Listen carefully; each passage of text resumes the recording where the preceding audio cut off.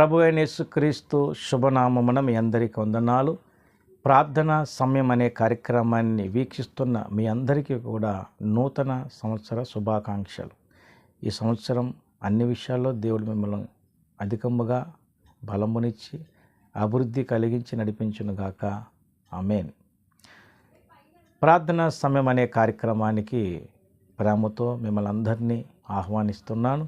ప్రార్థనా సమయం ఆధ్యాత్మిక కార్యక్రమానికి మిమ్మల్ని మరొకసారి ఈ నూతన సంవత్సరంలో మొదటి దినమున ప్రేమతో మిమ్మల్ని ఆహ్వానిస్తున్నాను. నేటి ధ్యానము కొరకే మొదటి సమూయేలు గ్రంథము 10వ అధ్యాయం నుండి 9వ వచనం చదువుకుందాం.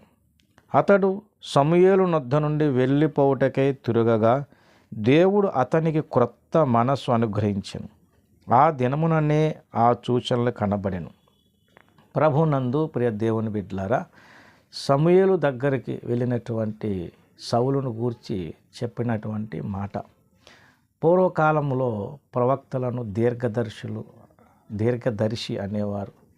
అయితే ఏదైనా ఒక విషయం తెలుసుకోవటానికి దీర్ఘదర్శి దగ్గరికి వెళ్ళాలి అనుకునేవారు. అలాగా సమూయేలు ఆ దినముల్లో ఒక దీర్ఘదర్శిగా మరి దేవుని కృపతో నడిపించబడేవాడు. అయితే మరి ఒక విషయాన్ని తెలుసుకోవాలంటే తప్పిపోయిన తన గార్ధాబములు వాటి గురించి తెలుసుకునే విషయంలో అలాగున మరి దీర్ఘదర్శి దగ్గరికి వెళ్ళాలి అనుకుంటూ, అంటే ఇదంతా దేవుని నడిపింపే. అలా వెళ్ళినప్పుడు సమూయేలు చెప్పాడు. ఏమని చెప్పాడంటే చూడండి 6వ వచనం, యెహోవా ఆత్మ నీ మీదకి బలముగా దిగువచ్చును, నీవు వారితో కలిసి ప్రకటన చేయుచుండగా నీకు క్రొత్త మనసు వచ్చును.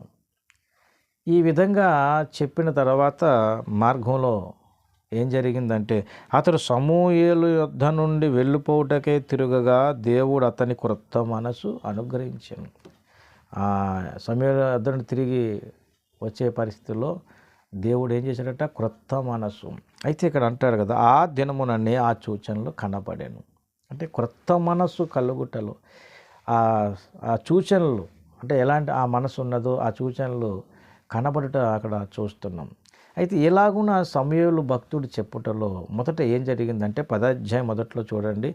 అప్పుడు సమూయేలు తైలపు బుడ్డి పట్టుకొని సౌలు తల మీద తైలం పోసి అతను ముద్దు పెట్టుకొని, యెహోవా నిన్ను అభిషేకించి తన స్వాస్థ్యం మీద అధిపతిగా నియమించి ఉన్నాడని చెప్పి ఇలాగూ సెలవిచ్చాను. సౌలు వెళ్ళినటువంటి విధానం, ఒక ఆలోచన వేరైతే దేవుని ఏర్పాటు అక్కడ కనబడుతుంది. సమూయేలు అతన్ని అభిషేకించటం, తర్వాత సమూయేలు చెప్పాడు నీకు క్రొత్త మనస్సు వస్తుంది. దేవుని బిడ్డలారా గమనించండి, 2025 సంవత్సరంలో దేవుడు మనల్ని ప్రవేశింపజేశాడు. మన కొత్త బట్టలతో మనం ఆనందిస్తాం. క్యాలెండర్ కొత్తది, కొన్ని వస్తువులు కొత్తవి, పరిస్థితులు కొత్తగా అనిపించాయి. అయితే మన జీవితంలో ఈ 2025 సంవత్సరంలో ప్రవేశించిన మన బ్రతుకులలో దేవుడు క్రొత్త తైలముతో మనల్ని అంటి బలపరిచినట్లుగా మన జీవితాల్లో అనుభవం కలిగిందా? అలాగే ఒక క్రొత్త మనసు అనేది ఆ సూచనలు కనబడే రీతిగా ఆ మనసు మనలో కలిగి ఉన్నామా అనేది ఈరోజు మనం ప్రశ్నించుకోవాలి. క్రొత్త సంవత్సరానికి ప్రవేశించాం, దేవుని తైలం మన మీదకి వచ్చిందంటే ఆ తైలపు బుడ్డి ఆనాడు సమూయేలు సౌలు మీద తైలపు బుడ్డి పోసి అభిషేకించినట్లుగా దేవుడే తన కృప చూపి మన ఇంట్లో పరిశుద్ధాత్మ అభిషేకంతో నింపి క్రొత్త మనసుతో మనల్ని ప్రవేశింపజేశాడా? క్రొత్త తీర్మానాలు, క్రొత్త అనుభవాలు. చాలాసార్లు తీర్మానాలు చేస్తాం కానీ కొనసాగించలేక సతికిలు పడిపోతాం. మరి ఈ సంవత్సరం ఎలాంటి తీర్మానాలతో వచ్చాం?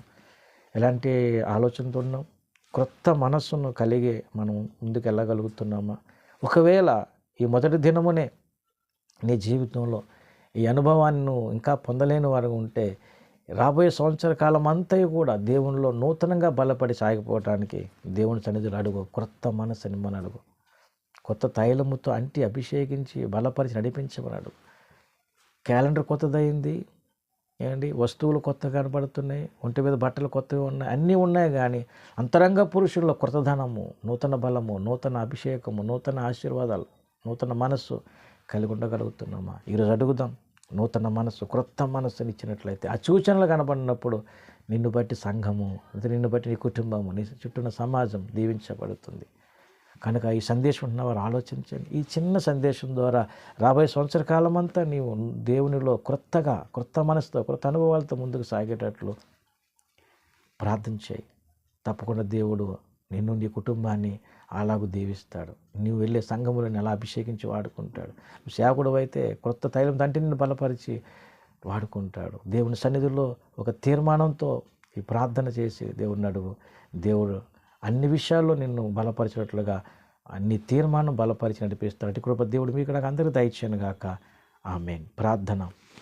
ప్రేమ కలిగిన మా యేసయ్య, కృపగల తండ్రి, ఆశ్చర్యకరుడా, ఈ చిన్న సందేశనాల వాళ్ళందరిలో ఫలింపజేసి మీరే మహిమ పొందమని యేసయ్య పరిశుద్ధ నామముని ప్రార్థన వేడుకుంటున్నాను తండ్రి. ఆమేన్.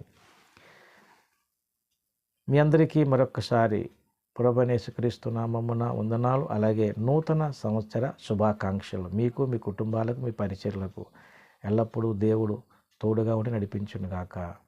ఆమేన్.